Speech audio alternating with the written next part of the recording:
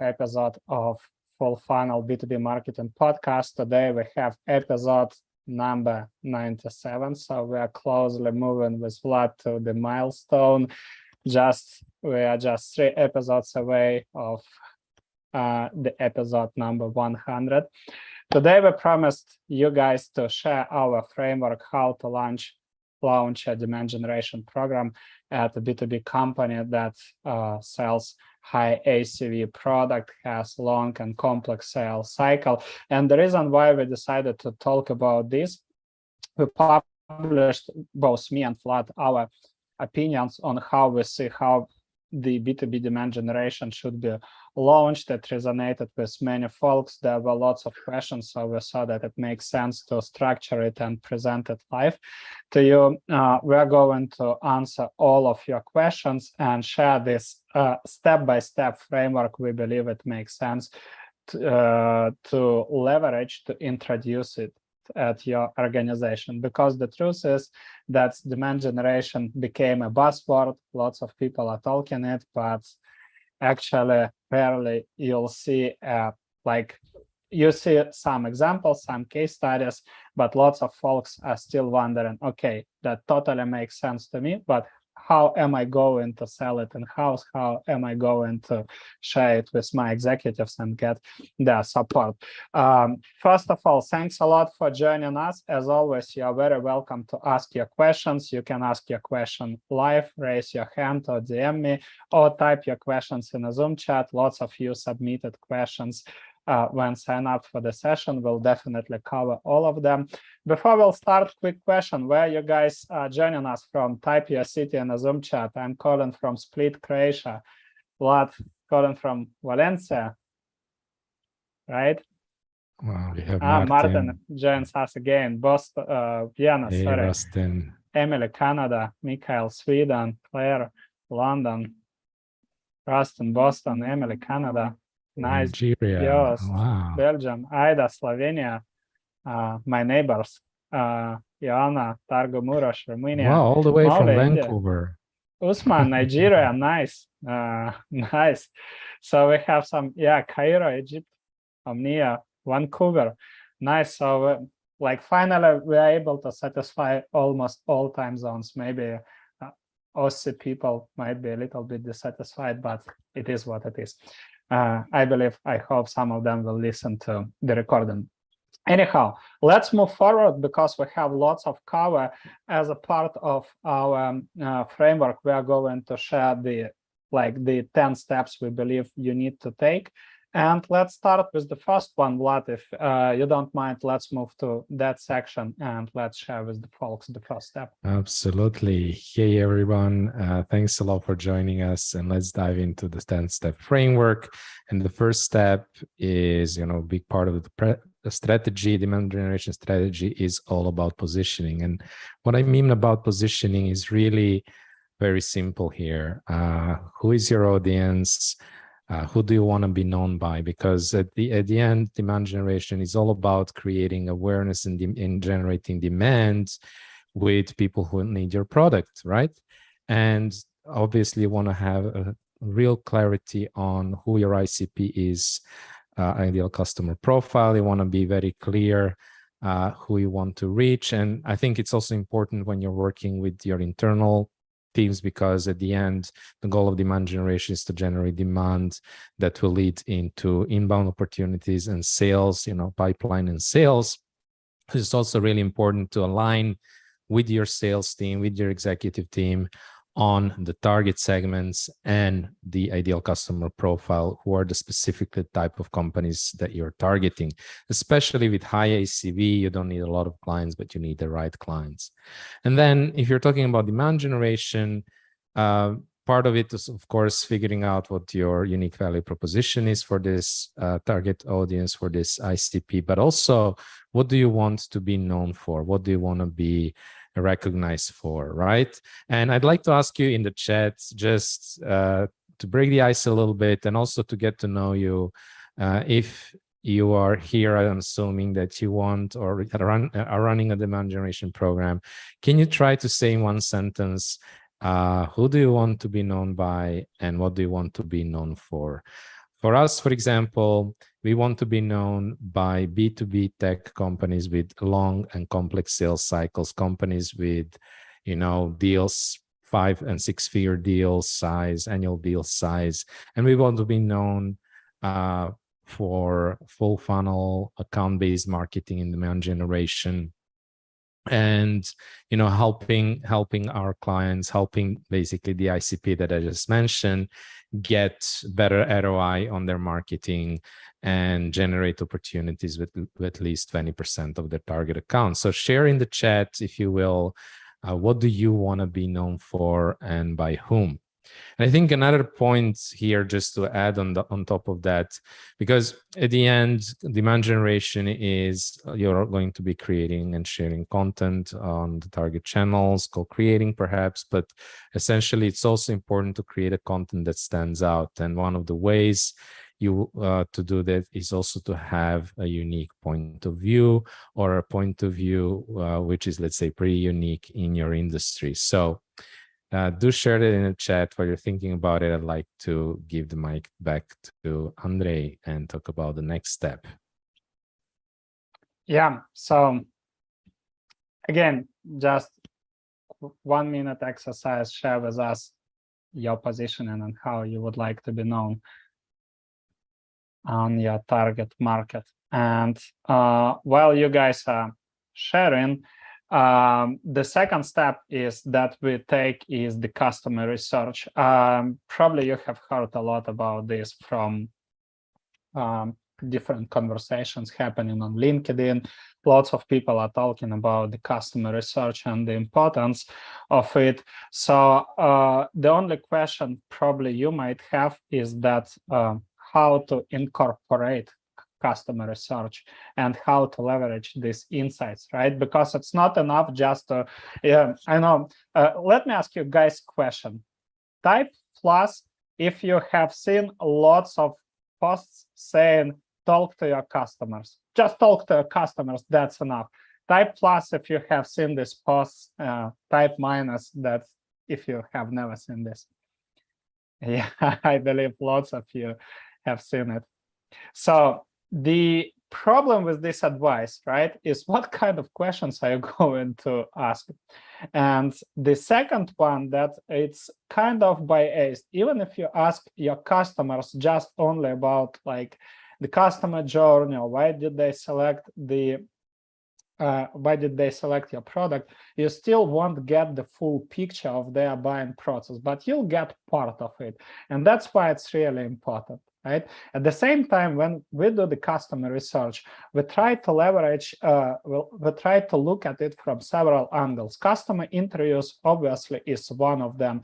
We ask 6 groups of questions, and we can share after this guide where you can see the exact questionnaire that we are using. But to wrap it up, the main questions are about the business and demand triggers. So what's happening in the business that motivates them to start looking for products like our? What can attract their attention? How are they going to research for a solution like ours? What are the questions they have, right? Then we have the buying committee, a group of questions to understand who is involved into the buying process, what questions these people ask, what concerns do they raise when you share the product in-house, right? At what stage do they join? How do you provide justification for product purchase, etc. Next is the value, right?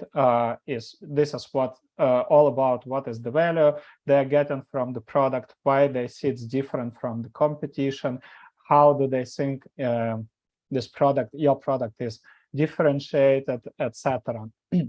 Next, we ask about the channels, right?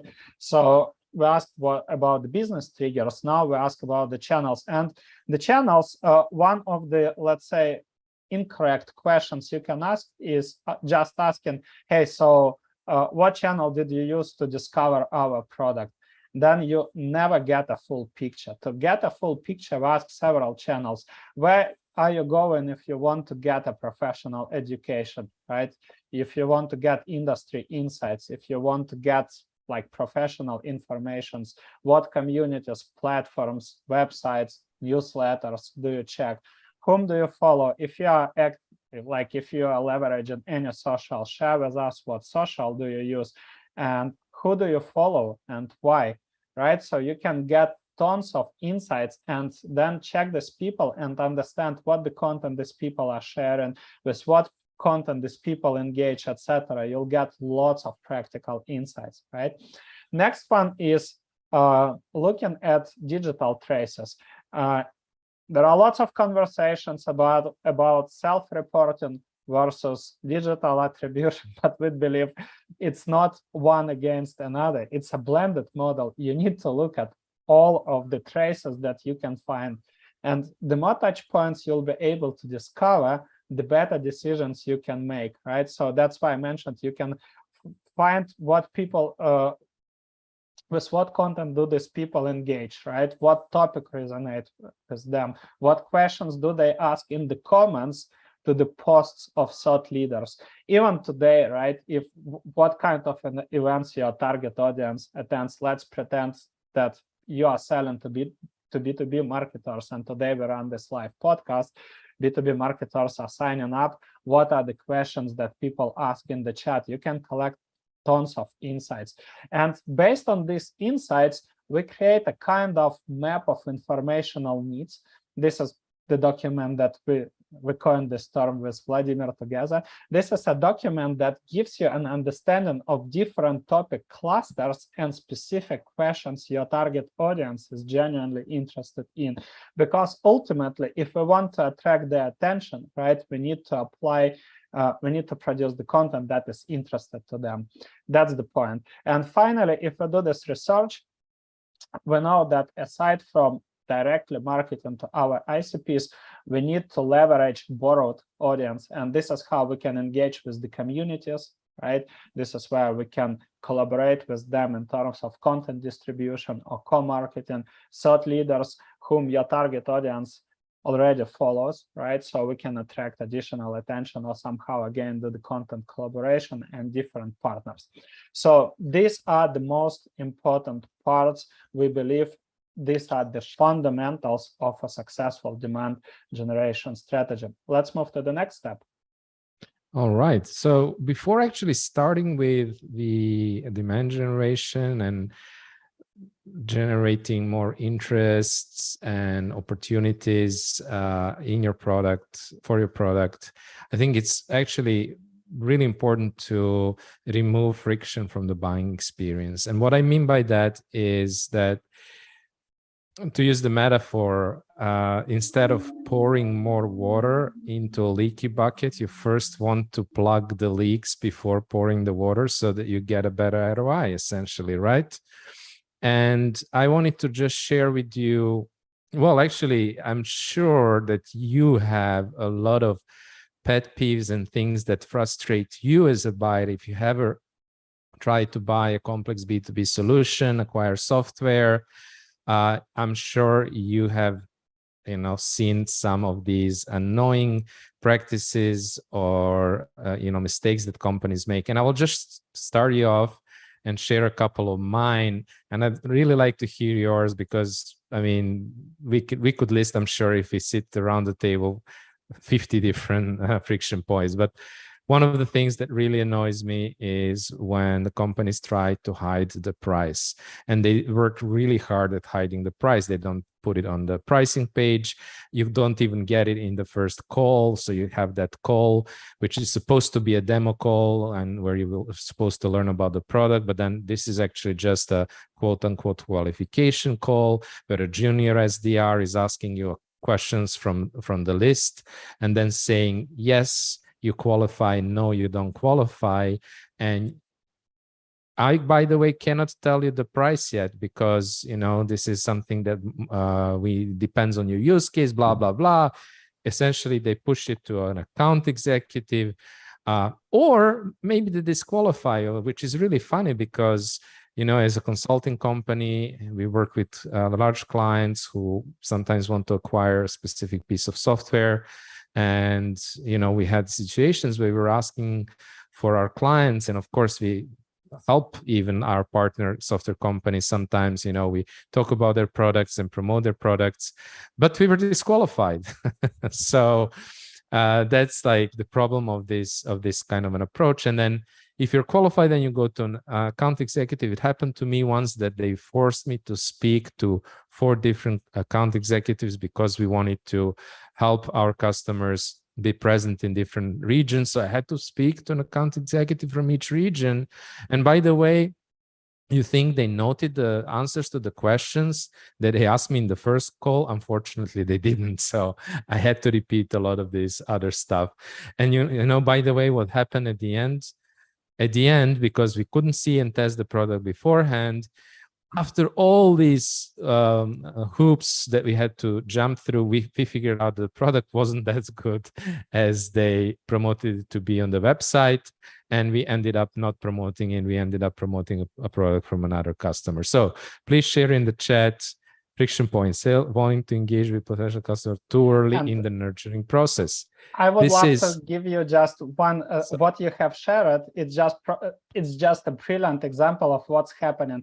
But you know what, probably a few months ago, I have seen a kind of short film I forgot who created this, but it was so ridiculous about this friction point. Imagine you are going to the store to purchase a t-shirt, and then you say, okay, so can I just take this t-shirt to see how it fits me? No, hold on, I need to talk to store manager. Okay, so you can come 3 days later just to take t-shirt, but can I ask what's the price of t-shirt? No. I need to qualify you, and I need to basically ask you several questions. It's so ridiculous, right? When we describe this example, but it's exactly the same what's happening in the industry. So I'm wondering, share other friction points. We got this one, sales wanting to engage with potential customer too early. Absolutely, we see this all the time. So either marketing sending leads where there's no buying intent, somebody joining the webinar, somebody just maybe downloading an ebook or something, and then sending those leads where there is no buying intent to sales, or maybe, like you say, sales trying to engage them too early.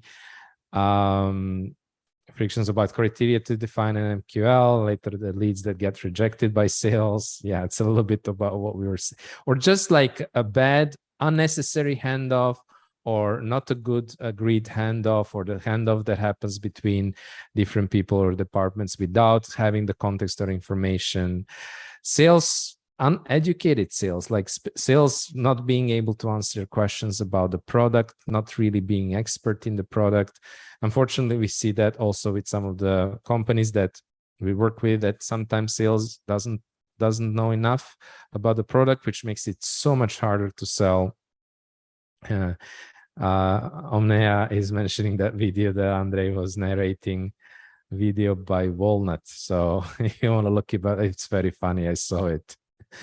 And sales sending one email, passing back to marketing, gating information that is essential for you to even evaluate whether you want to talk to a vendor, gating information about the product, about the pricing, or having what I also don't like is when you go to a website and you want to understand what the product does, and you have this benefits driven copy, which is saying everything except saying what it does and how it works, and really describing the features.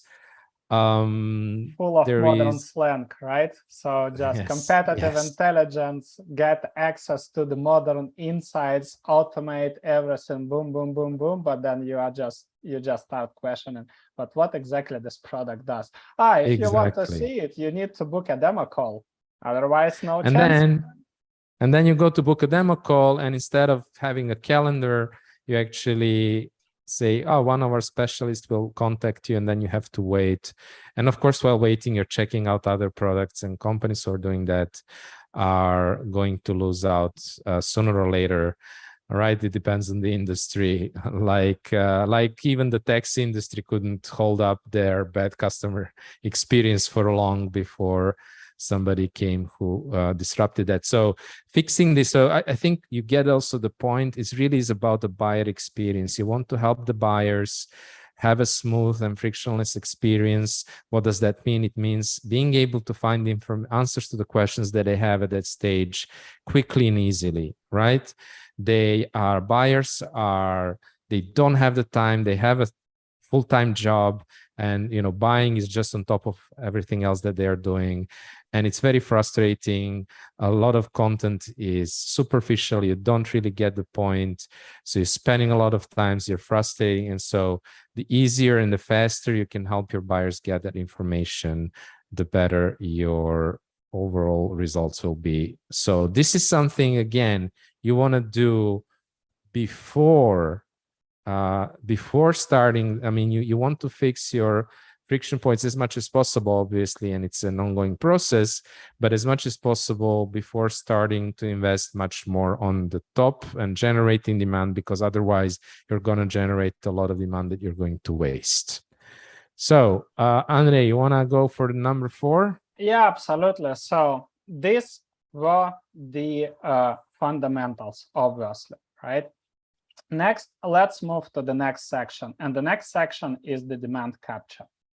What we have seen on LinkedIn, and probably you guys have seen this as well, but I need to ask you, that there are lots of conversations. And again, I see that there are conversations happening comparing demand generation to demand capturing.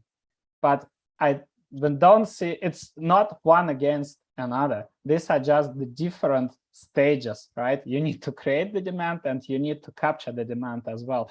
Because if you, let's be honest, if you only focus on demand generation function without demand capturing, let's be honest, you can't make any forecasts because it's not predictable. You can't say, hey, so I'm running these activities and next month I will be able to generate this number of opportunities or source this volume of revenue. No way. Next, you can't control the quality of inbound opportunities. I don't know who can say the opposite, but the truth is you can't control who will reach out to you, right? And quite often this might not be your ICPs. This is one of the interesting takeaways I made when I was analyzing all of the opportunities that we generated past year and also this year. And we saw with Vlad, this is really ridiculous, but we saw with Vlad that all the opportunities that came from organic search from Google, just searching for, let's say, ABM consultancy, whatever it is, they were all low quality opportunities that don't fit our ideal customer profile. That's why you need to have the demand capture, right? But again, you need to capture the demand when you create it. And there are several ways how you can do it. Obviously, you can leverage high intent channels like G2 Crowd and Capterra. And also, if you guys didn't check the episode I have recorded with Justin Rowe a few weeks ago, I highly recommend you to watch it because we shared how to leverage the insights from G2 Crowd in LinkedIn retargeting. So that's super efficient and super beneficial for your company. Next, what we'll have to do is to create dedicated content hubs. So we have different content hubs related to a specific part of our service. Account-based marketing or B2B demand generation or go-to-market strategy. We put the relevant articles, we add different case studies, customer testimonials, etc. And with the help of these content hubs, we can see exactly who visited the content hub, who engaged with the content, how much time did they spend, what specific, let's say, documents did they consume. And based on this, we can open the conversation. Keep in mind, I'm not saying pitching, but opening the conversations, asking, was it helpful? Is it something that you're looking for? Let's say if person checked GTM strategy content hub. Are you planning to refine go-to-market strategy? What questions do you have? And boom, conversation starts. I'm not saying, obviously, that you will have 100% successful rate, right? But this is the way how you can capture it and how you can activate some of your accounts. So content hubs provide this kind of intent or engagement signals, right? Aside from this, we prefer to track LinkedIn engagement and connect with people who are regularly engaging with our content. We also check website visitors, right, and seeing the basically the high intent pages of our website, like our case studies, or for example, work with us page, and timely personalized campaigns. This is exactly what I mentioned, this personalized outreach, but not outbound outreach, not pitching people, but also the way how you connect with these people to open the conversations, or LinkedIn retargeting. So you can start targeting these people with relevant case studies, customer stories, etc., to motivate them to book a call with you. So regarding the question about Content Hub, absolutely yes. So let's wait until the end of the session. We will have time for Q&A, and if you don't mind, just remind us, and we will show it live. So you'll see how it looks like. So let's move to step number 5. Okay, just a quick example, just to satisfy the curiosity of people, because I was looking it up. Essentially, this is an example of a content hub, and there's different content hubs. This is one that we, for example, shared after one of the events that we ran, right? Where the goal of the event was to generate the demand, and the goal of the content hub was to capture this demand. And usually what you will share is things like, you know, whatever the next step would be, the call to action, whether that's a call to demo or something. You might share product benefits, you might share social proof, case studies, maybe you will share objection handling, maybe you will have comparison sheets. Essentially, what you want to do with that is you want to showcase your solution and answer the questions that people usually have when they're considering your solution, right? So, and as people who are now going to engage more with this and they're going to dive deeper into this material, you can treat that as potentially as an intent signal, and you can follow up with those people in a more personalized way. But without going into too much details on this, just want to go through the framework as Andre promised. So just to summarize this, it's a third-party solution, yeah. Just to summarize what we learned so far, essentially, we haven't started to generate demand yet, right? With the first 4 steps. The first 2 steps are the fundamentals, deciding who we want to target, what do we want to be known for. The second one was figuring out what are the what do your customers doing customer research and figuring out what are the topics that you need to be talking about in your demand generation program so that you're generating this awareness and demand.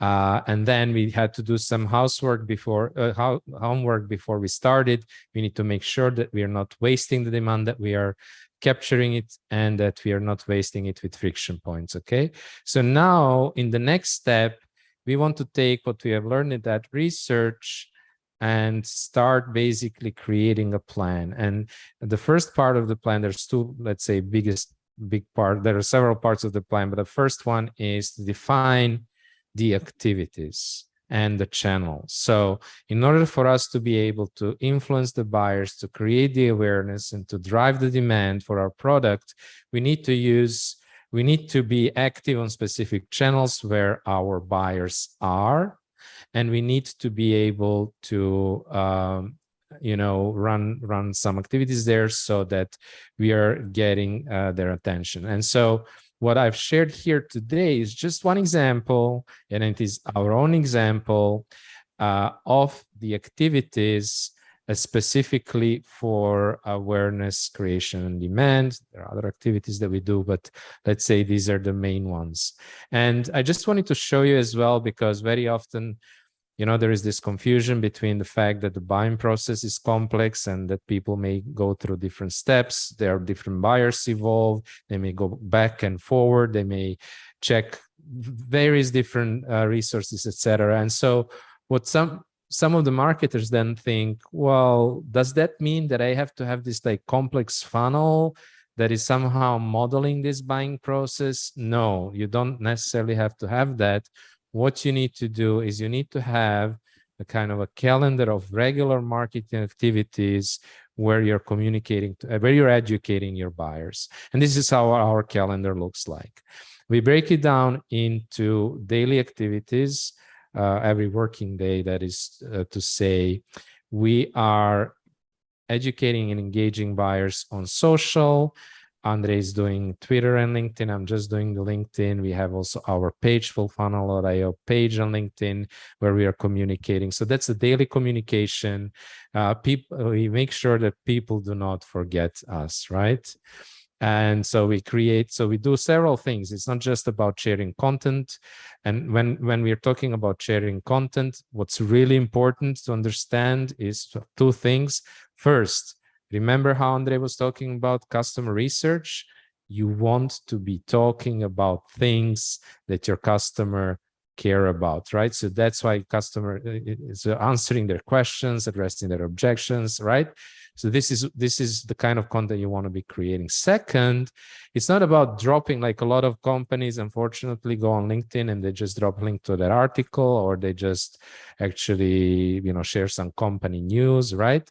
No, you want to be sharing the native content. What I mean by that is content that is optimized for people to be actually able to read it on the platform, to read the LinkedIn post, or, the organic LinkedIn post, even if it's like sponsored and promoted via paid ads. But it should be like something that I'm on LinkedIn, I want to stay on LinkedIn, I want to read that in the format that I'm used to get on LinkedIn, right? Same thing for Twitter. We have a third line here with the little T, which is actually an old logo from our trenches community. And I'm sure a lot of you are familiar with our community and are coming from there to join our event. If not, maybe Andre, you can drop a link to our community for people to know. It's another place where we engage. And like I mentioned, it's just not just about creating content. It's also about things that you can do on social, which is you can also comment, you can engage with the audience proactively, you can build your audience proactively. Like, for example, on LinkedIn, you can connect to your target buyers and other people who your buyers actually trust, and they're connected to them, right? So this is like one set of activities. Then we have our weekly activities. In our case, we have two newsletters, one for trenches, one for from Full Funnel. And we have weekly podcasts here on one of our live weekly podcasts here. So this is what we are doing and communicating every week, right? Then monthly, we run webinars. We were actually in 2 weeks' time, if I'm not wrong, or next week, when was it? Help me, Andre. We are going to run an in-depth case study on demand generation. So we're communicating a lot about the demand generation. We're going to dive deeper in our case study there on one of such webinars. Our webinars are always very actionable. So we can share a link to that as well. We do quarterly boot camps and workshops, in-depth workshops, and twice a year we do Full Funnel B2B marketing summit. So, all right. So this is just two of us and two people. Some of you work with big companies, right? This is two of us doing this, let's say, part-time, because of course we also have to build products, work with our clients, do sales, and other things that you have to do as a co-founder, right? So what I would like to hear from you is, can you share one of the key activities, or two, or whatever amount you want to share with us, that you have planned to do to generate demand in 2023? And while you guys are typing, quick note. So next week, next Thursday, we are going basically to cover our framework, the one that you are seeing right now. We are going to cover all of this, let's say, demand generation activities we are running with Vlad in detail. So if you are interested, I am dropping a link right now, so you can sign up and join that webinar. And by the way, there we are also going to share more information about how we use content hubs and how is that integrated in the whole process with concrete examples. So people are sharing LinkedIn content and podcasts. I like that a lot. That's a really good course start. And as you will see in a moment, we also advise to start simple and build up gradually. We didn't start with such a calendar. We build it over time, right? Webinars with clients and industry experts. This is a really good idea. Webinars with clients, where you are basically having quote unquote customer advocacy, where they're actually showcasing your product is a really good idea. And also with industry experts, you're leveraging their audience, right? You're using their bought audience. You're doing what they do in the music business when they have an opening act, right? And a small band is performing with in front of the audience of a bigger band. And that's something that you're kind of creating with these webinars with industry experts. So this is a really good idea. Elin, go ahead.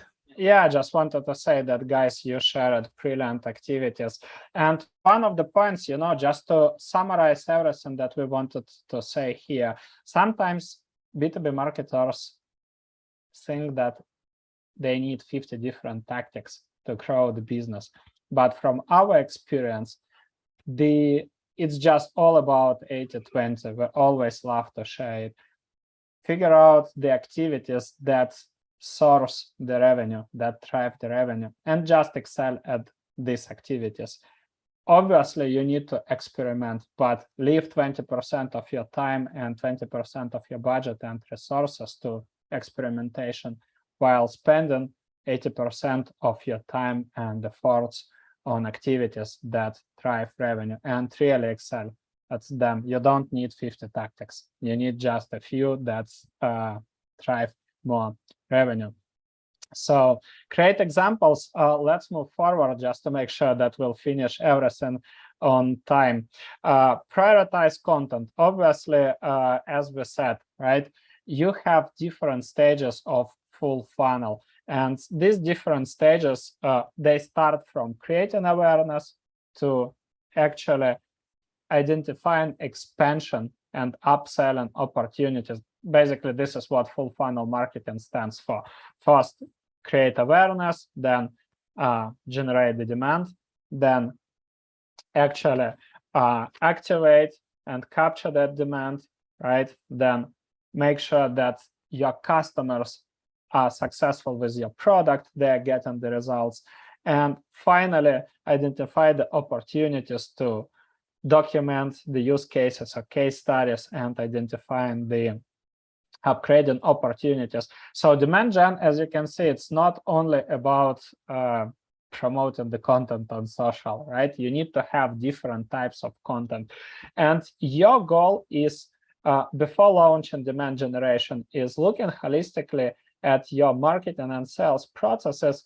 And honestly, obviously, you need to have this conversation with sales team, with leadership, and you need to honestly answer where we have the biggest bottleneck, right? Where we have the worst results.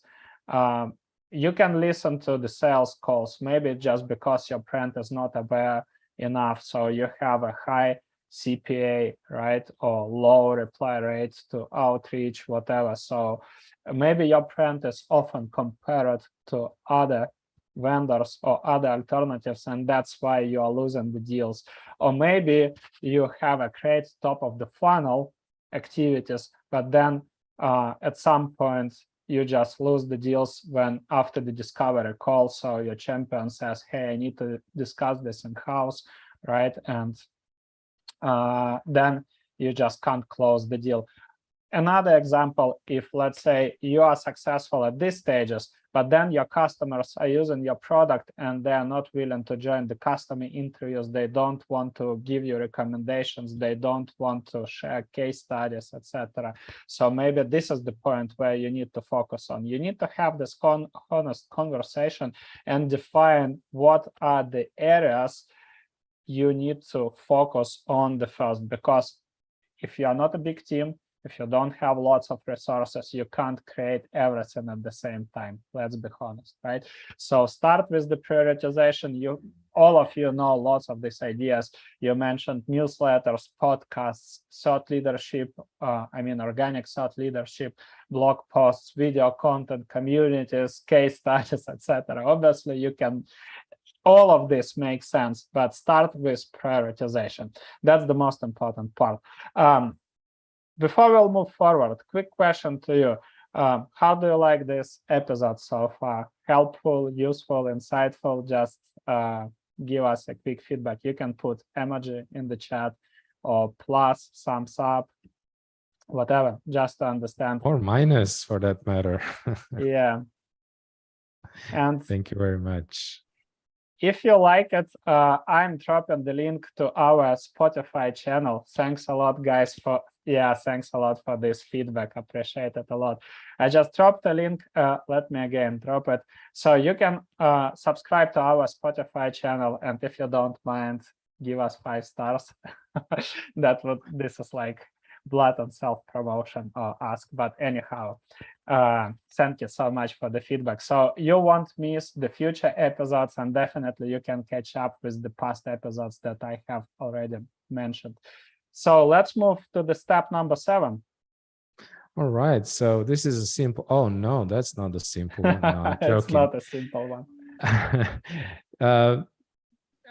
So what is the point here? The point is that what you want to do is you want to influence the buyer journey from the top of funnel awareness creation to all the way down to closing the deals. And for that, we spoke about having the content and having the activities, right?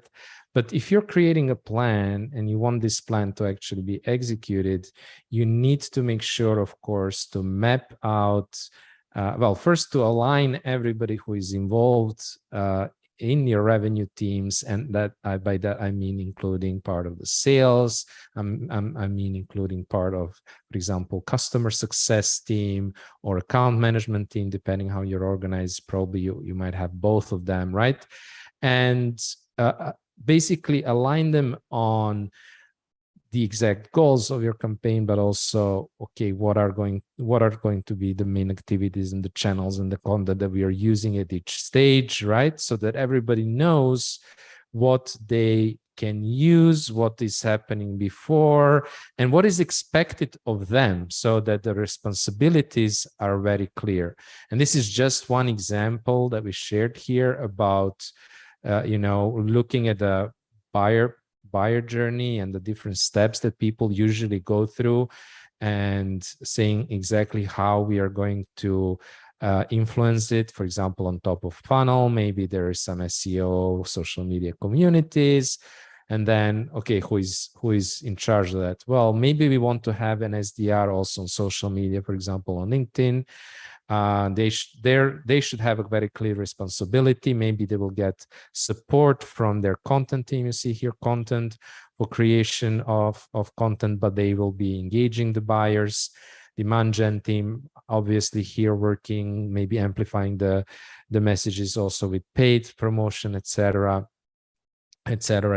So all the way down to, for example, when the deal is being discussed at the decision stage, having the right content, for example, an ROI calculator or comparison report or a specific niche case study available to the salespeople for them to use. For example, your account executive team, responsibility of the content team to create this, etc. So you see how it's important to basically not only list up all the activities and all the content and create it, but also make sure that everybody who is involved in the whole process understands what's available, how they can use it, when they should be use it, what their role and responsibilities are.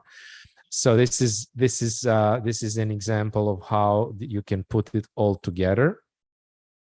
And I think important to also is how you're actually, I think this may seem complex, but important to understand is that you're not doing everything at once. You're rolling things out. And I think I'd like to ask maybe Andre to explain, this is the next step, how to introduce this full funnel demand generation program in a gradual way.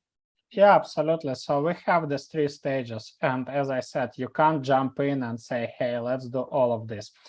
Also, what I want to address, if we'll discuss the previous chart flow, quite often we hear the objection, but the buying journey is not linear. And this is what we said as well. We completely understand that it's not linear. But if you need somehow try to understand it and map it out so you can start building this different demand generation and capturing campaigns, right? If you don't understand it, if you try at least to visualize it, it would be extremely hard to, I mean, then you will be running just in sake of running the campaign, right? So it makes sense to at least try to map it out according to the different stages of the buying process. And the next step, obviously, is not launching everything at one time, saying you have seen, okay, you have collected great ideas, so let's start thought leadership, let's start community, let's start newsletter, let's start the podcast, let's plan the summit. Obviously, you won't be able to do all at one time. And that's why we highly recommend you to go through 3 stages. First one is the pilot campaign, where you just, and call it experimentation, if you will, right? You just select one person, maybe 2 people maximum, who will be in charge of executing this pilot campaign. You need to define right leading indicators. This is something that we'll discuss in the next step, right? Because different campaigns should have different steps. For example, LinkedIn thought leadership couldn't be evaluated by the revenue source or by leads. So it's just so ridiculous, because I have heard this example once. A person asked me, so the person needs to make a forecast for LinkedIn thought leadership, and this person was asking, is it correct to say, so if I will post 10 times on LinkedIn, I will generate 1 opportunity. So is it correct if I will post 20 times on LinkedIn, I will generate 2 opportunities? Obviously, this doesn't work that way, right? And you can't evaluate it just by leads generated. So in your case, also, there is a learning curve. Even if you did the podcast or ran a newsletter in the past company, you are operating on a new market, and there is a learning curve. And also learning curve of understanding your buyers and their buying process, right? So your goal is to launch it, focus on these leading indicators, right? The metrics that show that, okay, this campaign is getting traction. And once you start hitting these leading indicators, we'll show you in a moment, just not to complicate the things. You start documenting it, you start creating the processes, so you can onboard other people, right? Not only you now doing the LinkedIn thought leadership, but you can present it to sales, to executives, etc. The goal is documenting this, right? If you did the podcast only, let's say, with the thought leaders, now you can invite your CEO or maybe your CRO to run the podcast and invite target accounts, just to give you an idea, right? This is the way how you start operationalize the process. And of course, you document, by the documentation, we mean the flow, right? The scripts you can use, the, let's say, podcast brief that is being shared with the guests, etc. So that's the point. And once you operationalize one campaign, once this campaign is constantly running, you set up a project owner or campaign owner, a person who is in charge of this specific campaign and reports about the campaign metrics, about how this campaign sources the pipeline or the results from this campaign, right? And you start gradually introduce new experiments.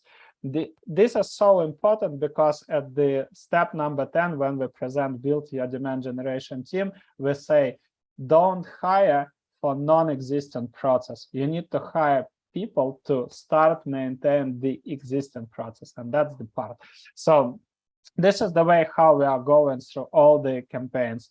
Pilot campaign, to see if it's getting traction. Obviously, you need to give it enough time. You need to set up adequate timeline and right expectations. That's why we say about leading indicators.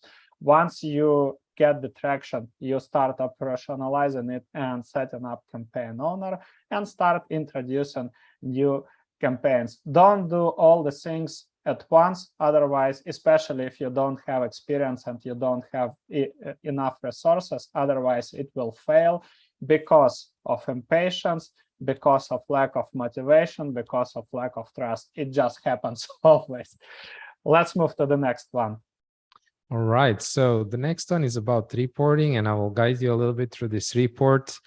But one thing before I just diving into the report and how we link the activities to the revenue, which is really important and is the bottom line of what we are doing this. just wanted to also share that next to reporting on these kind of KPIs, it also, especially in the beginning, it makes sense to look at things like early indicators during the pilot campaigns. It also makes sense to share some anecdotes, some qualitative feedback that you have. And actually, just as a rule, you cannot over communicate about the results that you're seeing from this program internally. You cannot assume that people will know this. So definitely, let's say, over communicate on this, share concrete, feedback that you're getting from people, concrete accounts that you're seeing engagement from, and buyers. Share what you learn from the sales team.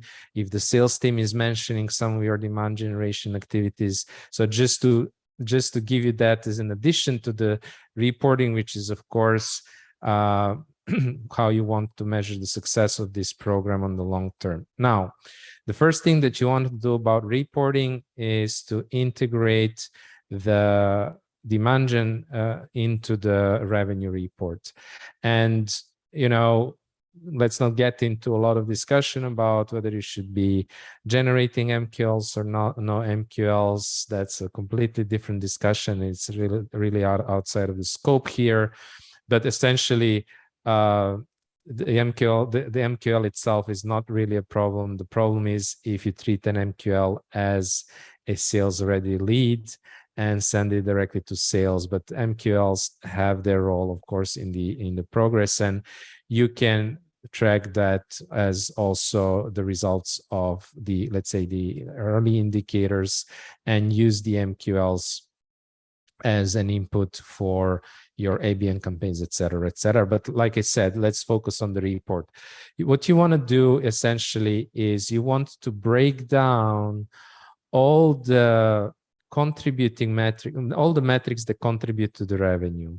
And what are those metrics? Well, essentially, there is the input of the sales qualified leads and opportunities that are coming into the pipeline. And as you can see, we actually make a difference between, we have all the new SQLs that are coming, the new sales qualified opportunity, and those that are sourced by marketing. So we want to know all the SQOs, all the sales qualified opportunities that we are generating, and we want to know also the value of that pipeline. And we want to separately track the marketing source opportunities. Why? Because demand generation should have as a direct result the marketing source opportunities and revenue, but your sales outreach should become more efficient. Your the opportunities should start to grow. You should start to get better opportunities. Your win rate should also start to increase because your buyers are becoming more educated. They know what you stand for. They know about the difference. They are educated. They know about what your product is all about. They have gone through a much bigger part of their buying process than without the demand generation program. So you're actually getting much more sales ready. You should be getting much more sales ready opportunities, better fit accounts, et cetera, et cetera. So just to summarize, you're measuring the input into the pipeline. You're making a difference between input for marketing and the rest, but you're also measuring the complete pipeline. You're then, of course, also measuring the actual marketing source customers and revenue. You're measuring here the win rate, because you can impact the win rate. Remember, we are doing full funnel marketing. You can impact the win rate with buyer enablement contact, with nurturing, etc. You're measuring the sales cycle. The sales cycle should go down, and you're measuring both the net new revenue and the total revenue. So revenue that might come from expansion deals, that might come from successful renewals, etc. And of course, the net new revenue they're bringing into the business. So with all these components, there is a formula we can share if you're interested, to calculate the sales pipeline velocity, which is essentially forecast of how much, based on the results so far, how much revenue you are forecasted to generate in that year based on the current results. When you're measuring these numbers, you're not measuring just the individual numbers from month to month.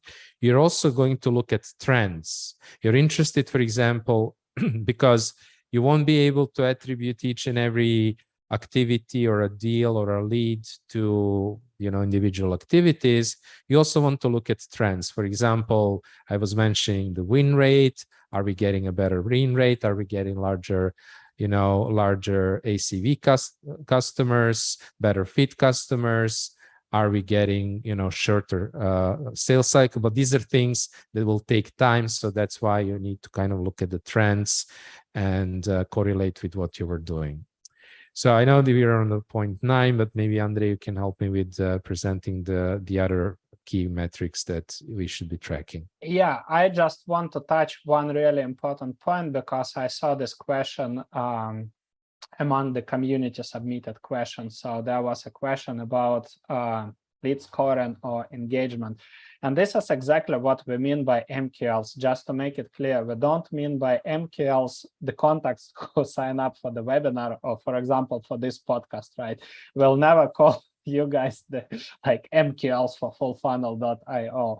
No way. So we call MQLs companies that fit or hit specific engagement threshold or lead scoring, if you will. So engagement threshold, it's always unique measurement for every businesses, right? It could be visiting your high intent page, for example, book a demo or whatever. It's signing up for your product webinar. In our case, it could be even reaching out and saying, hey guys, I'm just curious what you are doing and understand better your business model. It's not the sales opportunity. The sales opportunity might appear later, right? So this is, you define this engagement. It's not, don't just believe the content where people say, okay, if the email was clicked, assign 3 points. If the if the person engaged with LinkedIn post, assign +5 points. It's not, obviously not that linear, right? Define the real engagement threshold. Understand what it means for your company to call a specific company engaged. Basically, that's they're really interested, maybe having a conversation with you. And this is what we call MQLs. That's the ultimate goal, because we source, in our case, what we are doing with clients, we source or transfer these MQLs to ABM programs, where we further run account research and together with sales run on personalized marketing campaigns to these accounts, just to make it clear.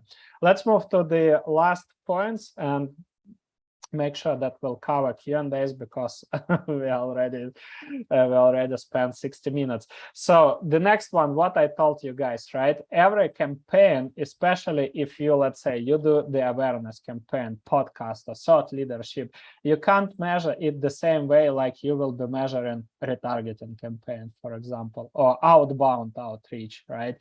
So obviously you can't set up the same metrics and the same targets. Anyhow, you need to tie this campaign to revenue. And this is how you can see the MQLs, where they are coming from. So for example, this is report for LinkedIn thought leadership. We track followers, but just not because we want to get more followers and call that we have built personal brand. It just, obviously, we track the right audience and we see if it's growing, right? So we get some traction. That's why we have an additional metric with how many target accounts we were able to connect. That's ultimate goal for us. How many sales conversations were we able to open? Sales conversations, it's basically the example of outreach, right? I mentioned, so we saw somebody engaged with Content Hub, we reached out, asked additional questions, and then, for example, our prospect replies back saying, hey guys, but can you help, for example, can you help us with go-to-market strategy? Can we just see if we are a good fit, right? This is what we call the sales conversation. Obviously, you can tie it to discovery calls or to opportunities. And the pipeline value that is coming from this specific activity. This is how you start from the top of the funnel to the bottom of the funnel. As well, in this report, you don't see it, but we highly recommend also to track separately inbound opportunities. So when people reach out to you and say, hey, I want to discuss it with you, right? I want to check your product or learn more about your services. And also, I highly recommend to track media invites. Media invites highly correlated with the quality of your content. So it means that you are getting traction and your company is being noticed on your target market. So the podcast hosts that are inviting you, conference hosts that ask you for a gig or for a talk at the event, etc. This is really important to measure as well.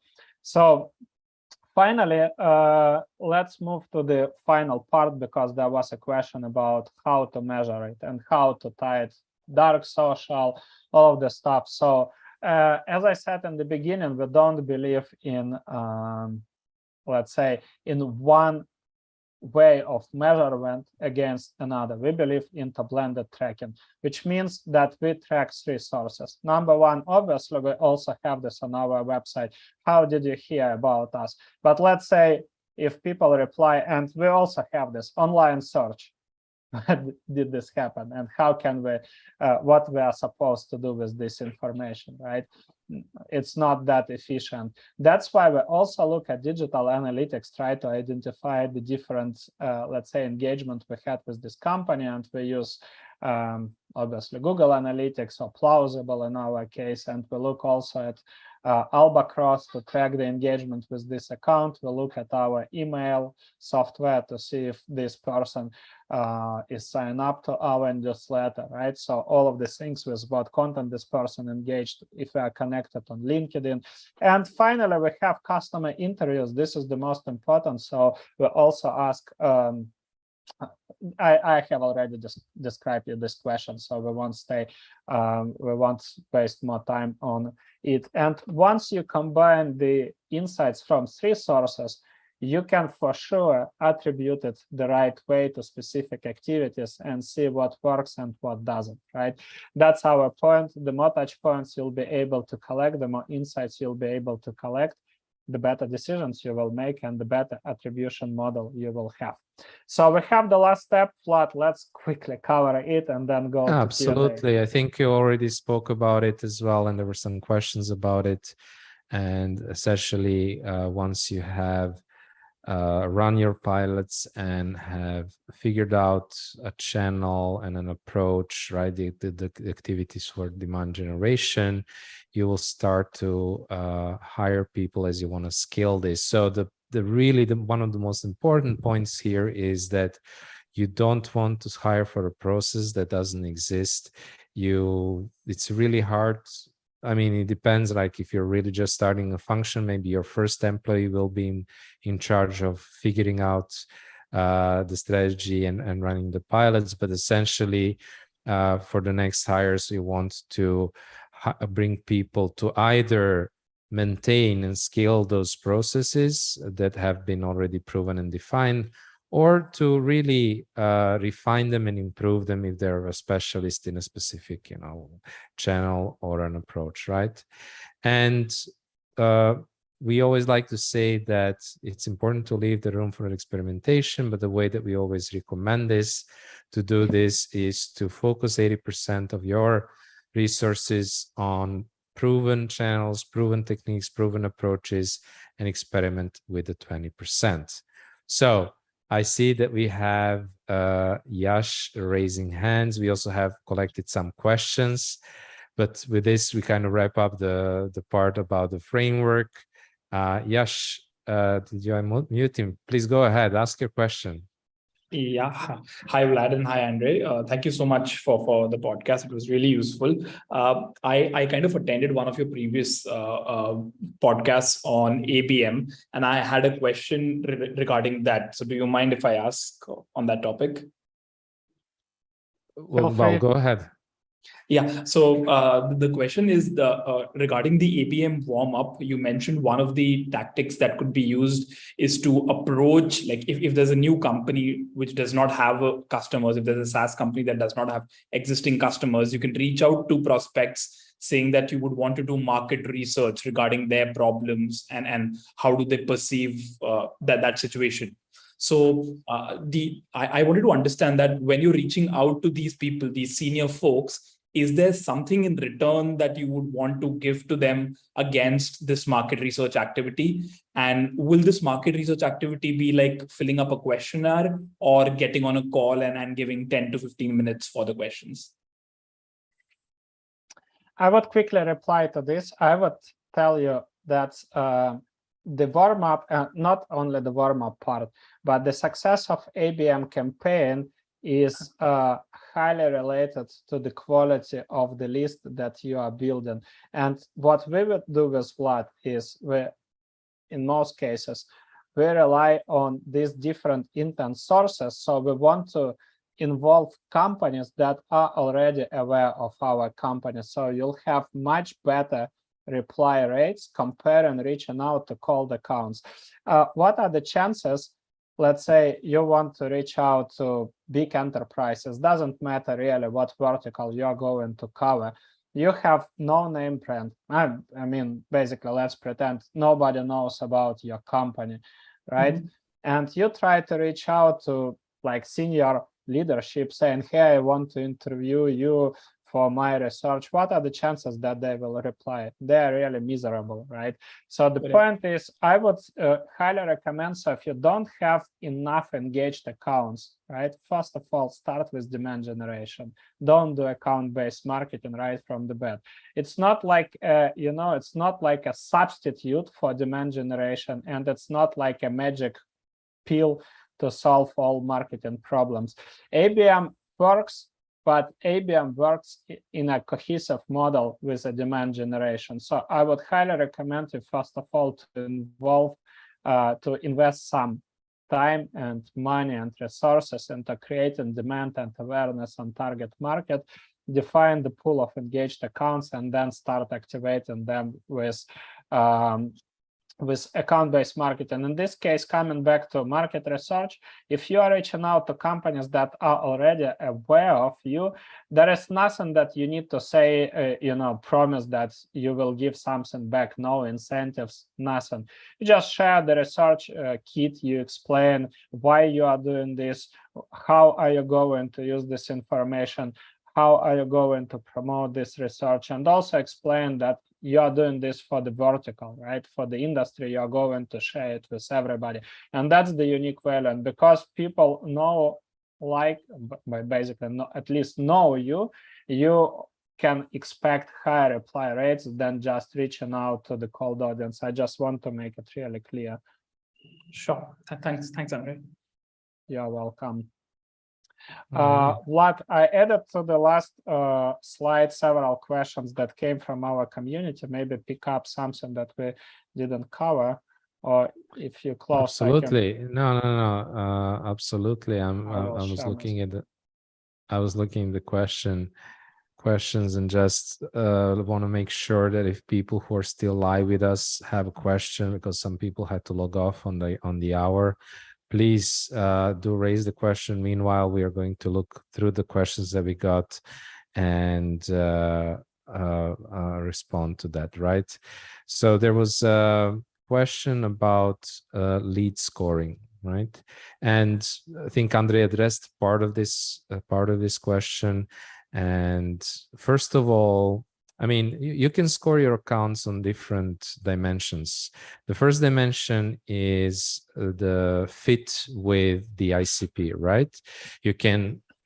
You should, of course, make sure that if you're scoring your MQLs or otherwise you're scoring your target accounts or leads or buyers, depends how you're doing that. You want to, of course, measure the fit with the ICP. Now, the way that we define the ICP, we always define, of course, the standard firmographics. We define the buying committee, so who are the roles of the people inside of that target account who are actually participating in the buying process. But we also define what we call account qualification and disqualification criteria. And these are very specific criteria that make one account a better fit for your service than others. In our case, for example, the size of the average deal size, annual deal size of our potential customer is a very important qualification criteria. We work, like I mentioned at the beginning, with 5 or 6 figure brands. So this would be another way you could use those qualification criteria to essentially score the match with the ICP, right? The second dimension that you can use scoring on is the engagement. And Andre spoke about it, so I will very briefly address it. It's both in terms of the number of engagement, the length of engagement, but also what kind of content, what the nature of engagement, or what kind of content are people engaging with. It's very different if somebody's coming on your website and reading a blog post for 5 minutes, or if somebody has come, with 3 different people from the target accounts, checking out your key product pages, pricing pages, etc. You see the difference and how you would apply the scoring model over there. So you would score higher, specific types of pages or specific content, and the length of engagement, etc. And just one final thing, and I would like then maybe to give the question. Abdul raised the hand for a question. Is the account tier. So we break down the target accounts into 3 segments: tier 1, tier 2, and tier 3. Essentially, tier 1 are the largest, have the largest revenue potential, usually the largest accounts. Tier 2 are the middle, let's say mid-market, and tier 3 are the smallest one. So this can also be a part of your lead scoring model as well. So hopefully that's clear to everybody. And Andre, did you unmute Abdul? Can you unmute him otherwise? And let's hear his question. Yeah, go ahead, please. Yeah, hello. Thank you for valuable information. I want to ask you if you are familiar with what's called SMMA, or social media marketing agency, and do you think it's so I'm planning to apply those knowledge you are giving in SMMA model, and I just want to ask you if you see it as a feasible idea, and thank you. So just to give you an idea, as you said, demand generation is not limited to social media, and this is one of the most common misbeliefs about it, that it's all about like thought leadership. If you want, obviously you can focus on specific part of service, but I highly recommend it's visible, but I don't recommend you to start with like selling demand generation services. Nail down, select one channel, could be Twitter, LinkedIn, Reddit, Quora, Facebook, whatever it is, and define one part of services that you can provide. It could be ghostwriting for people, so preparing content, publishing, and then engaging with other folks, right? So start doing it small. Once you get traction, you can add more activities. So just that would be probably the best recommendation to you. There are the demand is huge. Obviously, lots of companies are looking for these services. So absolutely, this is visible. What I want to take from this questionnaire, because I see that we also described the way how it can be measured. There are lots of questions about how marketers and SDRs can work together. I mentioned this, that it's a cohesive model, right? To give you an idea, next week we are going to share our full funnel case study, right? Or zero to demand generation framework, what we did with Vlad, breakdown of all of these activities. And 2 weeks later, we'll host a webinar, or that won't be webinar, it would be the podcast about the cohesive ABM and demand gen model. So I would just show the flow chart and explain how it works. So it makes no sense to discuss it right now. Stay tuned. In 2 weeks, we'll definitely discuss this in detail. I would probably take the question about the resources and the budget. So when it comes to resources, we have covered it here, right? So you start map out the journey, and then you start allocate existing resources and define the activities that you want to launch. Once you nail down the process, you document it, then you start hiring somebody to maintain this process. That would be the best one. So resources, obviously, and skill set depends on what programs you are going to launch. Regarding budgeting, right, the best advice, I won't give you an advice about, let's say, what should be the budget, 10K, 100K, because it really depends on where you are in your business journey, right? At what is your current revenue, what is your margin. So basically, how are you budgeting currently? But the best advice I would give you is basically, it's all about 80-20, right? Spread 80% of your budget among the campaigns, activities that are already proven. So you just don't kill the most valuable campaigns and allocate 20% to experimentation. Also, when it comes probably to, that was the question that people asked Justin Rowe when we had this episode, how to mix the budget between LinkedIn paid demand generation. So if you want to boost content to target accounts and retargeting, so his recommendation was the same, like 75-25 or 80-20, but he recommends in this case 20% is going for paid demand generation and 80% for retargeting the accounts that are visiting high, basically the accounts that are hitting the engagement threshold, something that we have described today. So I Maybe think just that's one more question quickly. We mostly see programs, the one but last question, for B2B SaaS companies or even marketing agency. Will this framework work for an IT consulting services company like a software house? And the very short answer is yes.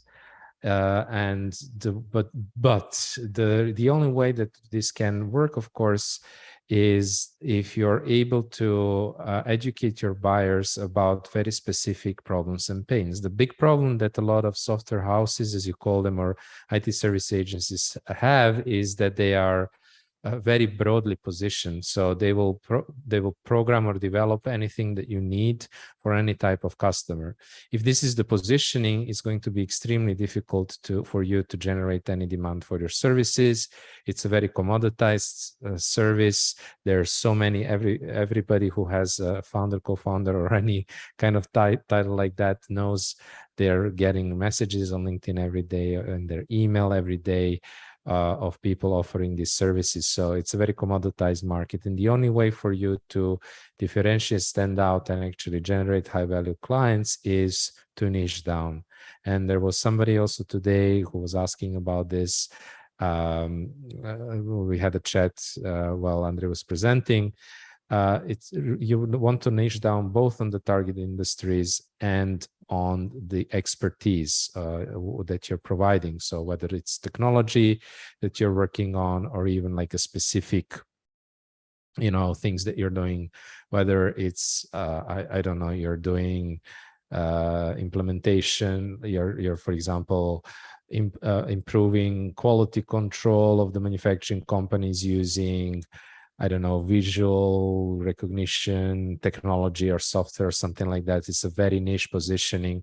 And then, of course, you can start educating, generating demand and educating those buyers around the problems that they have and the opportunity that this technology provides to do better, let's say, quality control in manufacturing, saving margins, et cetera, et cetera, et cetera, right? You see how that works. That only works when you have that focus. If you don't have that focus, you won't be able to have a specific content or activities that is really going to move the needle and make the impact on the target buyers. All right. Thank you so much, guys. It was brilliant chat today. Lots of great questions. So next week, we are going to present our Zero to B2B Demand Gen framework. I'm dropping the link so you can sign up, and hopefully see you next Thursday. Have a great day or evening. Cheers.